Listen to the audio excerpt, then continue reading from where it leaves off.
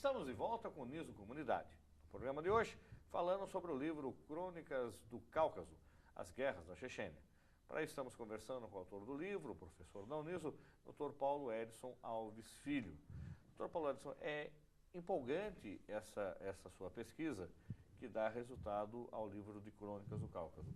E o senhor falou, são 3 pontos de vista diferentes, principais que criam o livro. Um médico, um soldado, que o senhor explicou no bloco anterior, e também uma jornalista. Quem é essa jornalista? Na verdade, é mais de uma. Na verdade, são vários jornalistas, né?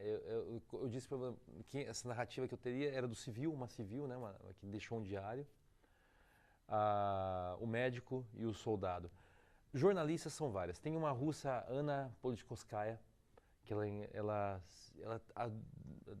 tomou a causa da Chechênia como o principal tema dos seus artigos num periódico moscovita quinzenal, chamava-se Novaya Gazeta, em que ela trazia depoimentos dos civis para a mídia.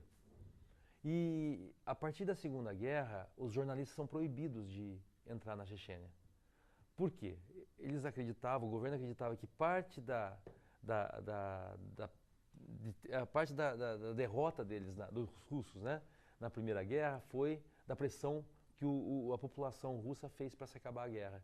Por quê? Muitas imagens das barbaridades eram transmitidas sem edição, sem nada. Os jornalistas estavam lá.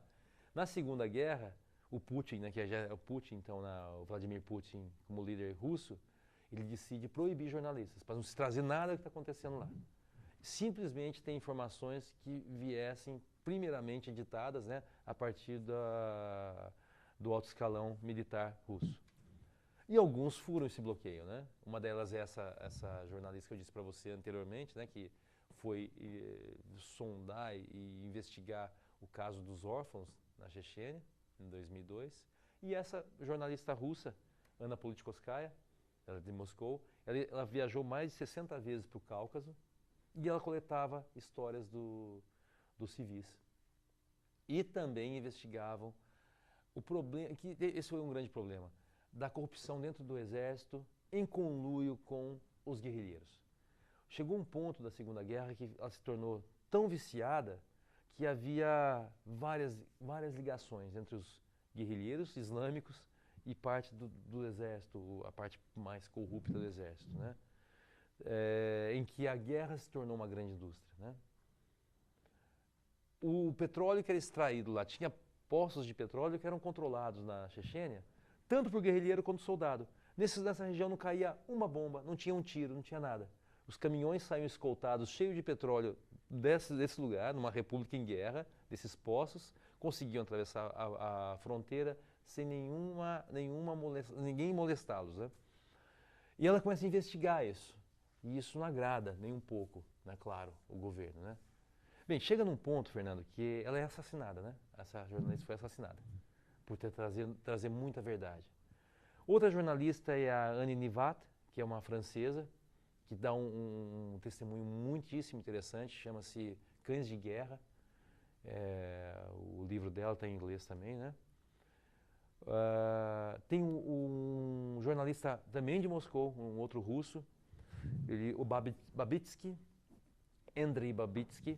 Ele era de uma rádio de Moscou e de lá começa a dar boletins diários pelo telefone dele por via satélite da situação e contando a verdade nua e crua que a assessoria de imprensa militar nunca passaria, né? E aí é interessante que o meu soldado, que o meu personagem principal, ele fala de dentro dos quartéis, né? E de dentro dos postos de exército, a verdade também, né? Que passa na televisão, que está tudo lindo, tudo arrumado, tudo certo, todos os soldados felizes, bem alimentados, mas a realidade é outra. E ele começa a contar também toda a parte negra e sinistra do exército. E ele escreveu um livro também? Escreveu? Não? É esse livro que eu disse para você, que é uma das minhas fontes, né? A Guerra de um Soldado. A Guerra de um Soldado. Assim, até me espanta, porque eu acredito que esse livro não deve ter sido editado, não deve ter sido lançado na Rússia. Ele está em inglês, esse daí, né? E até me espanta assim, a coragem dele por trazer tanta coisa, tanto podre do exército para. Tá, o senhor falou do médico, o médico está morando nos Estados Unidos Isso. hoje, e esse soldado, o senhor tem informação? Ele mora em Moscou. Mora em Moscou e, por ironia do destino, ele agora, ele se formou em Direito. Por ironia do destino, ele é jornalista também no mesmo periódico que a Ana Politkovskaya trabalhava. O senhor teve contato com algum deles, o médico ou o advogado, ou só através da literatura? Eu tentei contato por e-mail com o médico, mas eu não tive resposta. Eu acredito que é algo meio complicado para eles. Como é que o senhor acredita que esse médico vai receber esse livro e ver esta costura que o senhor fez entre o soldado que escreveu uma parte de uma história através da visão dele e o médico que escreveu a outra parte? Eu acho que primeiro ele teria que entender português, né? Mas se ele entendesse, acho que ele gostaria, porque eu fui muito fiel às histórias dele, né? E mostro um outro lado também, talvez algumas coisas que talvez ele nem tenha, nem saiba, né? Mas uma coisa interessante, esse médico voltou em 2008 para a Chechênia para atuar na área de saúde de novo lá. Porque agora as coisas acalmaram, né? Então, mas ele começa, eu vi um documentário não faz muito tempo, né? Em que ele mostra que tem muita sequela. Muitas crianças com lábio leporino, que nasceram dos traumas que as gestantes tiveram durante a guerra. Muita criança, isso é algo bem impressionante. Muitos jovens mutilados pelas minas, tem muita mina terrestre, ainda eles estão tirando as minas terrestres. Então, muitos jovens mutilados, muitos, mas é bastante mesmo. Então, ele tem uma associação que se chama ICC, International Children from Chechnya, é uma associação internacional das crianças da Chechênia, em que ele arrecada no mundo inteiro, com as palestras dele, dinheiro para próteses para os jovens chechenos, né, e para a população em geral.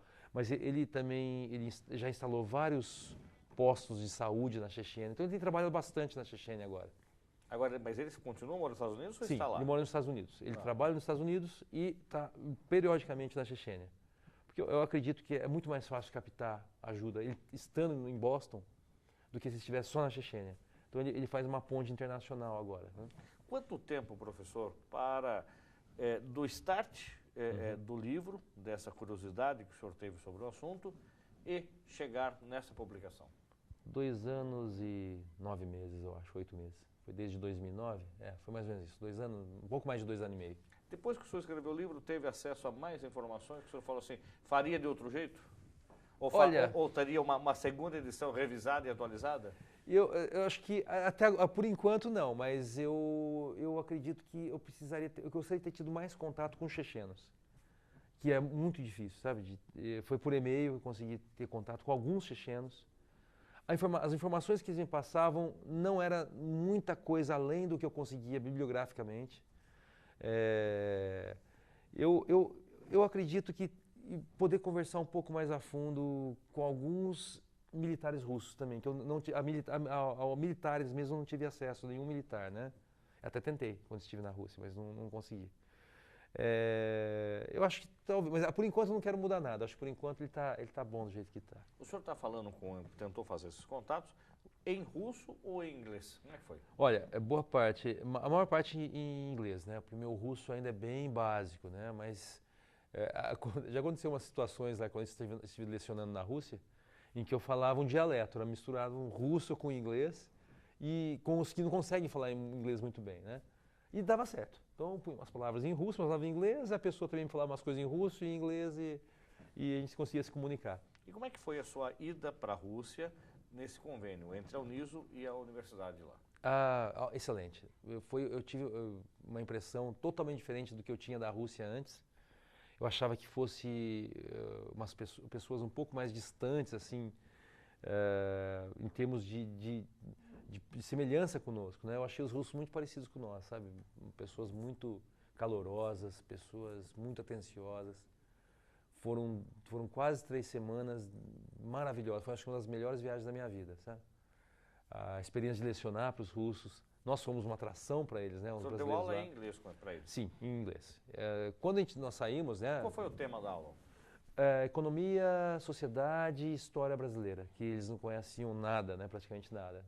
E foi especificamente para o curso de Relações Internacionais, então foi muito relevante, essas palestras que nós demos lá. Em contrapartida, eu ganhei um curso intensivo de russo na universidade e pretendo voltar. Em 2014, se Deus quiser, pretendo voltar, ficar mais tempo. Quero atuar um pouco mais em outras faculdades lá também, dentro da universidade. Pela receptividade deles, eu sei que é super viável isso, né? Estou tentando trazer uns professores para cá, para fazer parte de projetos conosco aqui na Uniso. Na área de História já está praticamente aí meio certo a vinda. Talvez tenhamos 3 alunos nossos aqui do Departamento de Farmácia que vá pelo Ciências Sem Fronteiras fazer um estágio lá em Voronezh, na Universidade Estatal. Então, acho que a médio prazo nós estaremos aí estreitando ligações com eles. Quando o senhor esteve lá, obviamente o senhor chegou a ter informações sobre a Chechênia. Hoje já está fim do caos, ela é um país independente, ela continua com o aporte da Rússia, não continua mais, ela consegue, por conta do que tem, do que sobrou, sobreviver? Como é que está hoje? Bem, a Chechênia foi, na verdade, após a Segunda Guerra, foi reanexada à Rússia, né? Apesar, na verdade, a independência dela nunca foi reconhecida legalmente, né? Houve apenas esse cessar-fogo em 96, mas as hostilidades foram retomadas em 99, 2000. Até 2002 foi algo muito dramático lá. Bem, a Rússia, eles eliminaram, o exército acabou eliminando vários pontos de resistência, vários líderes de guerrilha.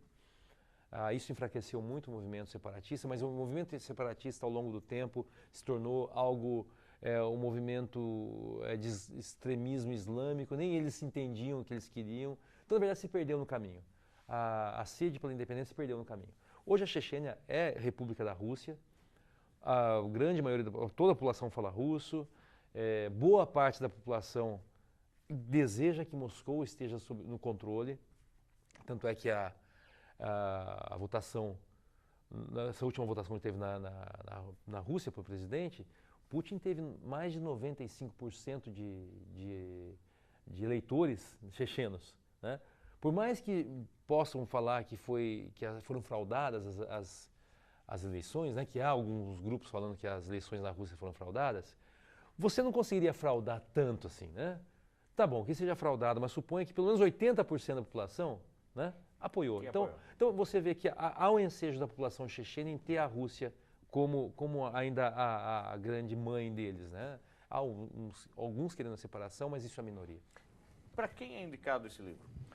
Olha, para quem gosta de história, para quem gosta de história de guerra, para quem gosta de emoção e aventura, porque tem muita aventura aí, de tirar o fôlego as histórias aí, né? Eu acredito que... Mas eu acho que para historiadores interessados na cultura russa em geral.